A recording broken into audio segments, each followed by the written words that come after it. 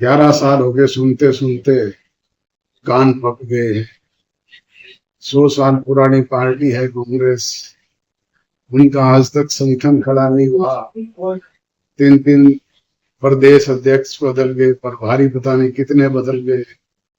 हर बार सुनते हैं।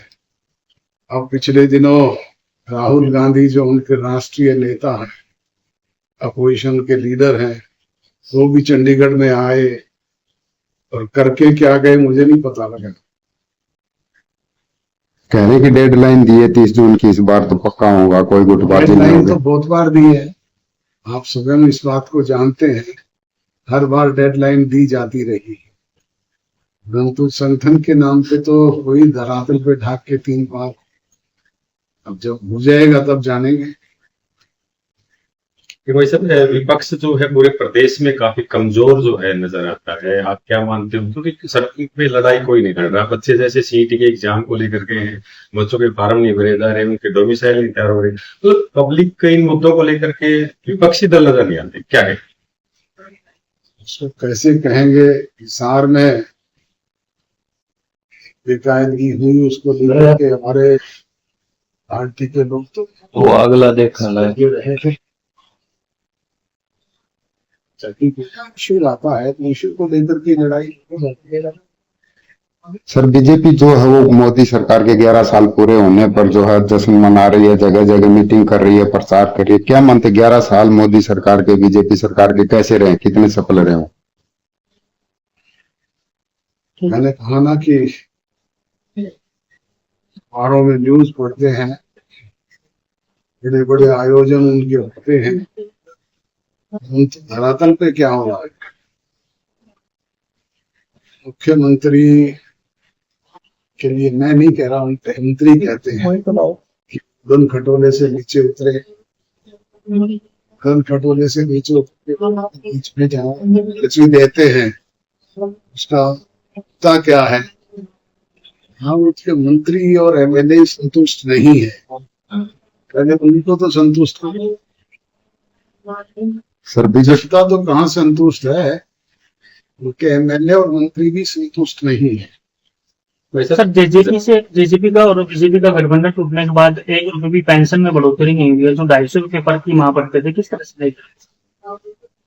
तो आप इनसे पूछे कि क्यों नहीं हुआ ये? हम तो जब तक सरकार में थे तब तक हमने करवाया, और अब भी हमारा ये प्रयास रहेगा कि सरकार पे दबाव बढ़ाकर। सर जातिगत जनगणना की बात की जा रही है कि बीजेपी का कहना है कि अब जातिगत जनगणना करवाएंगे, आपको क्या लगता है कितना फायदा होगा या नहीं होगा? करें तो सही, उसके लिए कोई निर्धारित तिथि तो दे। जातिगत जनगणना कब शुरू होगी, कैसे हो, उसका क्या प्रारूप होगा? कहने मात्र से तो नहीं होता। पहले बीजेपी का विरोध करती थी, पहले सर बीजेपी जनता तो कहाँ संतुष्ट है, उनके एमएलए और मंत्री भी संतुष्ट नहीं है। सर जेजेपी का और बीजेपी का गठबंधन टूटने के बाद 1 रुपए भी पेंशन में बढ़ोतरी नहीं हुई है, जो 250 रुपए पर की माह पड़ते थे, किस तरह से देखें? तो आप इनसे पूछे कि क्यों नहीं हुआ ये? हम तो जब तक सरकार में थे तब तक हमने करवाया, और अब भी हमारा ये प्रयास रहेगा कि सरकार पे दबाव बढ़ाकर। सर जातिगत जनगणना की बात की जा रही है कि बीजेपी का कहना है कि अब जातिगत जनगणना करवाएंगे, आपको क्या लगता है कितना फायदा होगा या नहीं होगा? करें तो सही, उसके लिए कोई निर्धारित तिथि तो दे। जातिगत जनगणना कब शुरू होगी, कैसे हो, उसका क्या प्रारूप होगा? कहने मात्र से तो नहीं होता।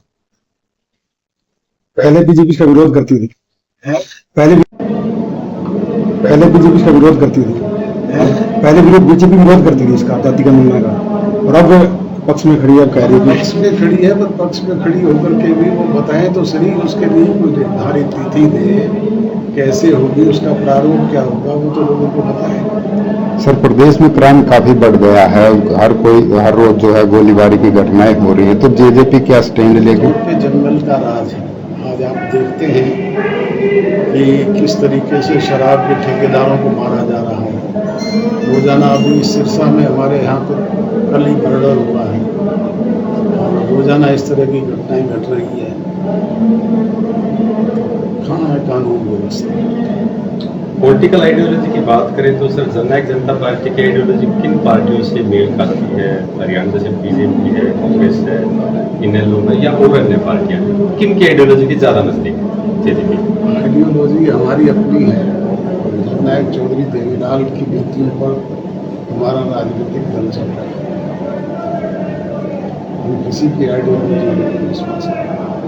सर कई बार जिक्र चलता है, बार बार जिक्र चलता है कि क्या इनेलो और जेजेपी यानी कि चौटाला परिवार एक होंगे, क्या कहेंगे? इसको मैं पहले से नकार चुका हूँ, अब ये संभव नहीं है, इसके बारे में चर्चा ही बंद। सर दीपेंद्र हुड्डा ने कहा है कि इनेलो और जेजेपी में होड़ लगी है, कौन सबसे ज्यादा बीजेपी का साथ देगा, इस बारे में क्या कहना चाहते हैं?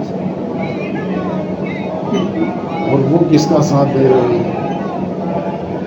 ये तो है ही बीजेपी की बी टीम।